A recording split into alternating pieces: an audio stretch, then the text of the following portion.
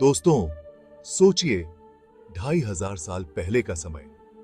उत्तर भारत के मैदान जिंदगी से भरपूर, जहां राजा और गणराज्य सब मिलजुल कर रहते थे।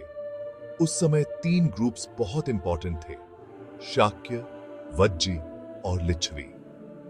हर एक की अपनी अलग पहचान, अपना अलग तरीका राज करने का। और इसी समय नए धर्मों का भी उदय हुआ, जैसे बौद्ध और जैन धर्म।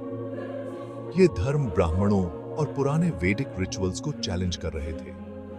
ये चाहते थे कि सबको बराबरी का हक क्यों मिले, सब अच्छे काम करें। शाक्य, एक छोटा सा लेकिन पावरफुल ग्रुप जो आज के नेपाल में रहते थे। वो अपनी संस्कृति और गणतंत्र सिस्टम के लिए फेमस थे। इसी ग्रुप में पैदा हुए थे सिद्धार्थ गौतम, जो आगे चलकर बुद्ध कहलाए। राजकुमार होते हुए भी उन्होंने सब कुछ छोड़ दिया और ज्ञान की तलाश में निकल पड़े। उनकी शिक्षाएं करुणा, अहिंसा और सच्चाई पर आधारित न सिर्फ भारत बल्कि पूरे विश्व को प्रभावित करने वाली थी। शाक्य गणराज्य, जहां डिसीजंस सबकी सहमति से लिए जाते थे, हमें बताता है कि प्राचीन भारत में भी डेमोक्रेसी थी। अतः थी। वज्जी, 8 क्लैंस का एक ग्रुप जो आज के बिहार में रहते थे। वो अपने यूनिक सिस्टम ऑफ गवर्नेंस के लिए जाने जाते थे, जहां पावर बांटी जाती थी और डिसीजंस सब मिलकर लेते थे। वज्जियों ने दिखाया कि यूनिटी में कितनी ताकत होती है।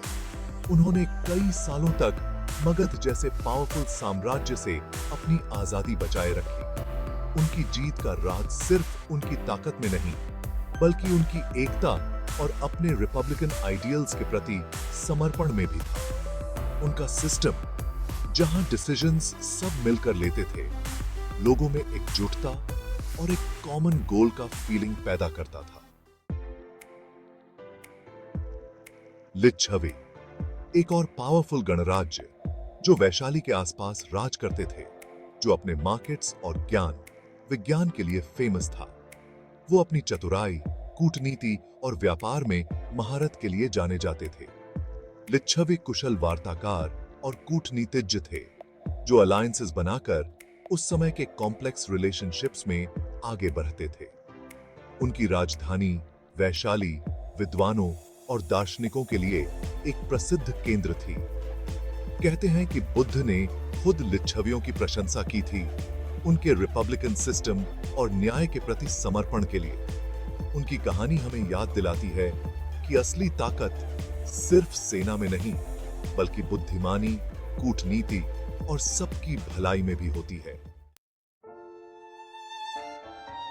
शाक्य, वज्जी और लिच्छवी भले ही अलग-अलग तरीके से राज करते थे, लेकिन उनकी संस्कृति और रहन सहन एक जैसा था। गंगा के मैदानों की परंपराओं से जुड़े हुए उनकी भाषा, रीति रिवाज और मान्यताएं एक जैसी थी। खेती उनकी अर्थव्यवस्था की रीढ़ थी। किसान चावल, गेहूं और दूसरी फसलें उगाते थे। व्यापार फलता फूलता था। व्यापारी सामान और विचारों का आदान प्रदान करते हुए एस्टैब्लिश्ड रूट्स पर यात्रा करते थे। इससे एक वाइब्रेंट कल्चरल एक्सचेंज को बढ़ावा मिला। आइडियाज और नई चीजें इन कम्युनिटीज के बीच आसानी से फैलती थी। इन शेयर्ड बिलीफ्स ने एकता और एक कॉमन पर्पस की भावना को बढ़ावा दिया, जो पॉलिटिकल बाउंड्रीज से परे था। 6ठी शताब्दी ईसा पूर्व बौद्धिक क्रांति का समय था। पुराने वैदिक ऑर्डर पर सवाल उठाए जा रहे थे और समाज, शासन और आध्यात्मिकता के बारे में नए विचार उभर रहे थे। इसी समय हेटेरोडॉक्स स्कूल्स ऑफ थॉट का उदय हुआ, जिनमें बौद्ध और जैन धर्म शामिल थे, जिन्होंने वेदों और ब्राह्मणों के अथॉरिटी को चैलेंज किया।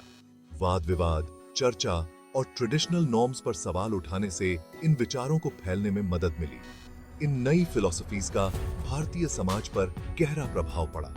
उन्होंने करुणा, अहिंसा और ज्ञान की खोज को बढ़ावा दिया, जो आज भी सभी कल्चर्स और समय के लोगों को इंस्पायर करते हैं। जैसे जैसे ये गणराज्य फल फूल रहे थे, एक नई ताकत उभर रही थी। मगध का साम्राज्य आज के बिहार में स्थित मगध के पास उपजाऊ भूमि, प्रचुर मात्रा में लोहे के भंडार और गंगा नदी पर एक स्ट्रैटेजिक लोकेशन थी जो इसे एक फॉर्मिडेबल पावर बनाता था। बिंबिसार और उसके बेटे अजातशत्रु जैसे महत्वाकांक्षी शासकों के नेतृत्व में मगध ने विस्तार की नीति अपनाई। धीरे धीरे पड़ोसी राज्यों और गणराज्यों को अपने में मिला लिया। मगध का उदय गणराज्यों की आजादी के लिए एक बड़ा खतरा बन गया था। मगध के शासकों ने पड़ोसियों को कमजोर करने और अंततः जीतने के लिए चतुराई से कूटनीति, सैन्य शक्ति और चालाक रणनीतियों का इस्तेमाल किया। उनकी जीत ने एक युग का अंत किया, एक ऐसा युग जो इन स्वतंत्र गणराज्यों की जीवंतता और विविधता से भरा था। हालांकि नॉर्थ इंडिया के गणराज्य अंततः मगध की बृहती ताकत के आगे झुक गए, लेकिन उनकी लेगेसी बनी रही। रिपब्लिकनिज्म के साथ उनके प्रयोगों और सामूहिक निर्णय लेने पर उनके जोर ने भारतीय राजनीतिक सोच पर एक अमिट छाप छोड़ी। स्वशासन, नागरिक भागीदारी और कानून के शासन के सिद्धांतों, जिन्हें इन गणराज्यों ने बढ़ावा दिया, भारतीय इतिहास में गूंजते रहे। बौद्ध धर्म और अन्य हेटेरोडॉक्स स्कूल्स ऑफ थॉट के फलने फूलने का श्रेय उस बौद्धिक स्वतंत्रता और स्पिरिट ऑफ इंक्वायरी को जाता है जो इन कम्युनिटीज की विशेषता थी। इन गणराज्यों की कहानी एक याद दिलाती है कि प्राचीन काल में भी भारत में शासन और सामाजिक संगठन के विविध रूप मौजूद थे। रिपब्लिकन आइडियल्स पर उनका जोर, भारतीय दर्शन और धर्म में उनके योगदान और उनका वाइब्रेंट कल्चरल लाइफ आज भी हमें मोहित और प्रेरित करते हैं। छठी शताब्दी। ईसा पूर्व नॉर्थ इंडिया में बहुत बड़े बदलाव और उथल पुथल का समय था। शाक्य, वज्जी और लिच्छवी के गणराज्य प्रत्येक अपने विशिष्ट चरित्र और योगदान के साथ इस क्षेत्र की डेस्टिनी को आकार देने में महत्वपूर्ण भूमिका निभाई। उन्होंने रिपब्लिकन आइडियल्स, इंटेलेक्चुअल क्यूरियोसिटी और एक वाइब्रेंट कल्चरल टैपेस्ट्री की विरासत छोड़ी जो आज भी भारत की धरोहर को समृद्ध करती है। उनकी कहानी हमें याद दिलाती है कि एक न्याय संगत और न्यायपूर्ण समाज की खोज, जहां हर आवाज सुनी और महत्व दी जाए, एक टाइमलेस एस्पिरेशन है। उनकी विरासत आज भी हमें प्रेरित करती है, क्योंकि हम एक ऐसी दुनिया बनाने का प्रयास करते हैं जहां डेमोक्रेसी, टॉलरेंस और आपसी सम्मान के सिद्धांत प्रबल हों। उनके अतीत की गूंज वर्तमान में गूंजती है, हमें अतीत से सीखने, अपनी साझा विरासत को संजोने और एक उज्जवल भविष्य की दिशा में प्रयास करने का आग्रह करती है।